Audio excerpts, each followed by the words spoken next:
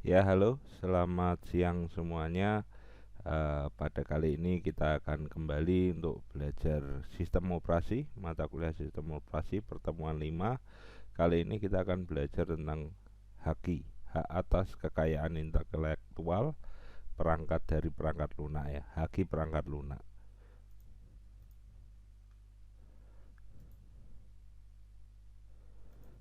Ya, kita akan belajar ini. Yang pertama adalah HAKI perangkat lunak atau HAKI itu bahasa Inggrisnya adalah Intellectual Property Right ya, Intellectual Property Right atau IPR.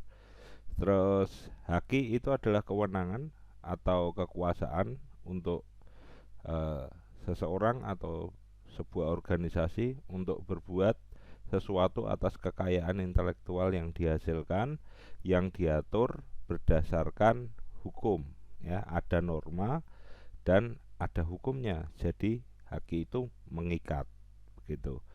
Terus kemudian haki itu sudah lama ya, sudah ada tahun 1470, 1470 itu zamannya Galileo Galilei, Caxton, Gutenberg itu merupakan hak monopoli terhadap penemuan mereka. Jadi penemuan mereka tidak sembarang orang bisa pakai dan harus membayar saat itu. Terus kemudian berkembang juga di Inggris tahun 1500-an, di Amerika Serikat tahun 1700-an, di Prancis 1800-an dan mendunia hingga sekarang. Intinya haki itu adalah melindungi suatu penemuan yang ditemukan oleh seseorang atau sebuah organisasi. Terus jenis-jenis haki yang pertama adalah perangkat lunak bebas. Pengguna bebas menjalankan, mengubah, mendistribusikan ulang suatu program dengan atau tanpa mengubahnya. Artinya boleh diubah, software yang dibuat itu boleh diubah, terus kemudian boleh dijalankan bebas, terus boleh didistribusikan ulang atau dijual ya sesuai dengan kebutuhannya. Terus kemudian bukan perihal harganya, tapi Anda boleh mendistribusikan ulang untuk menarik keuntungan. Nah, ini biasanya perangkat perangkat lunak yang copyleft ya, bukan copyright ya.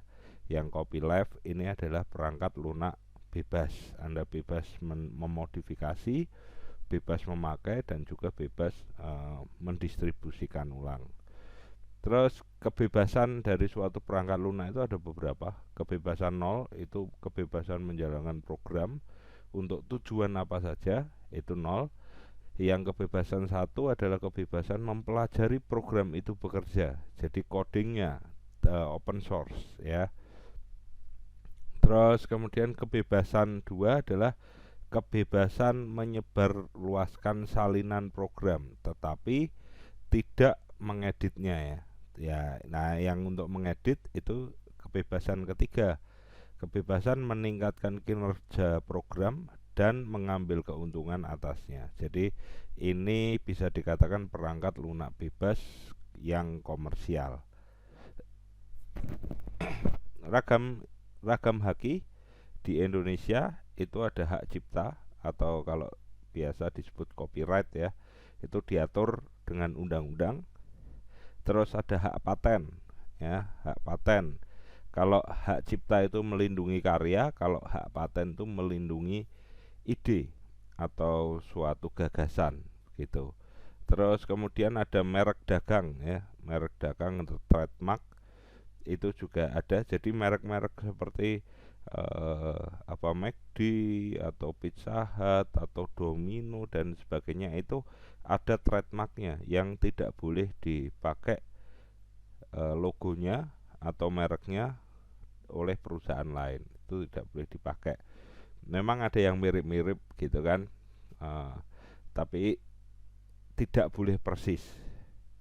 Rahasia dagang atau trade secret ya, ini juga di apa di diatur dalam undang-undang. Makanya kalau Anda makan di KFC dengan apa ayam goreng crispy pinggir jalan kan beda rasanya. bukan masalah apa ya, bukan masalah tempatnya, bukan, cuma bumbunya pasti beda lah, itu namanya rahasia dagang gitu. Terus service mark itu berarti eh apa ya, rahasia, bukan rahasia, ini adalah hak haki untuk servis tertentu. Jadi untuk servis pelanggan bagaimana, terus SOP-nya bagaimana, itu bisa di servis makan. Terus kemudian desain industri ya, industri itu juga ada hakinya, itu diatur dengan undang-undang juga. Terus desain tata letak sirkuit terpadu, jadi motherboard itu tata letaknya setiap merek atau setiap sirkuit terpadu seperti HP itu mainboardnya itu dia punya haki untuk desain tata letak sendiri. Makanya kalau Anda em, beli motherboard merek Asus dengan merek yang lain pasti beda gitu tempatnya, walaupun apa, walaupun itu kegunaannya sama, cuma desain tata letaknya yang berbeda. Terus kemudian indikasi geografis ya, ini untuk orang-orang geologi ya, geologi itu ada hakinya juga. Nah, kita ngomong-ngomong lisensi perangkat lunak di Indonesia atau haki perangkat lunak itu termasuk kategori hak cipta ya, copyright ya. Terus kemudian sebenarnya paten perangkat lunak ini sangat merugikan industri karena paten itu hanya berlaku di sebuah negara. Jadi jika kita mau mematenkan di Malaysia ya kita harus daftarkan sendiri. Kita mau mematenkan di Singapura, Thailand ya kita harus mematenkan sendiri, mendaftarkan ulang sesuai dengan ketentuan mereka. Jadi hak itu hanya berlaku di satu negara gitu, tidak seluruh dunia dihakikan, enggak, tapi perlu didaftarkan setiap negara yang ingin dituju seperti itu. Terus kemudian ada juga perangkat lunak berpemilik propriety ya. Ini tidak bebas atau semi bebas. Jadi seseorang dalam memakai harus meminta izin dan ada pembatasan untuk penggunaannya. Nah, beda lagi dengan haki perangkat lunak komersial ya. Ini dikembangkan oleh kalangan bisnis untuk memperoleh keuntungan dari penggunanya. Ya, software-software yang kebanyakan mungkin Anda dapat gratis itu kemungkinan juga perangkat lunak komersial, karena orang Indonesia juga pintar. Pintar apa? Pintar nge-crack ya kan, seperti itu. Jadi kita sebenarnya harus membayar menggunakan perangkat lunak tersebut kayak Microsoft Office, terus Windows, itu kan kita harus bayar. Tetapi kita bisa pakai gratis. Nah, itu adalah norma ya. Artinya tidak terikat hukum, tapi memang habitnya manusia seperti itu gitu. Tapi kalau sebenarnya itu dikembangkan untuk perusahaan itu dapat memperoleh keuntungan. Nah, ini perangkat lunak komersial. Terus perangkat lunak semi bebas itu lebih baik dari perangkat lunak berpemilik, tetapi tidak bisa digunakan pada sistem operasi yang bebas. Jadi tertentu. Kalau pakai Windows ya Windows, Linux ya Linux, Macintosh ya Macintosh gitu kan. Terus public domain itu perangkat lunak yang dulunya dihakikan tetapi sudah melewati kadaluarsa sehingga dia menjadi perangkat lunak yang bebas atau perangkat lunak yang free atau gratis. Beberapa public domain seperti Microsoft Office 95 itu kelihatannya sudah public domain ya. Tapi dulu saya juga pernah beli itu Microsoft Office 95. Nah, seperti itu. Itu sudah lama sekali, tapi karena hakinya belum habis ya belum jadi public domain. Tapi kalau hakinya sudah habis baru bisa jadi public domain.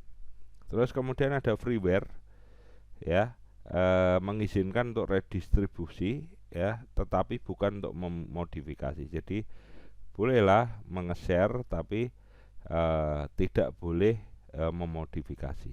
Terus shareware ini mengizinkan redistribusi tetapi pemakainya diminta untuk membayar lisensinya saja gitu. Jadi setiap distribusi diminta pembayaran untuk lisensinya. Terus kemudian ini yang sering dipakai untuk Linux ya, GNU ya, General Public License. Ini memberikan hak untuk memodifikasi tapi lisensinya harus sama, dan ini di sini free. Cuma hanya memakai nama GNU saja, GNU General Public License.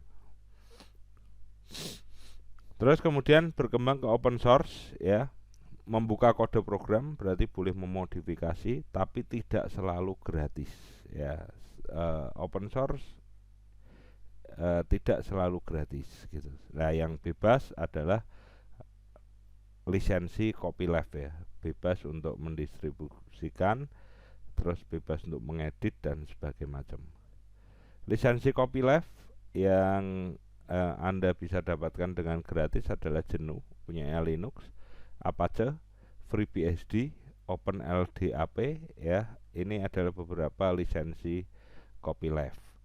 Terus kemudian Pak, kalau open source berarti gratis, lah kita dapat duitnya dari mana gitu.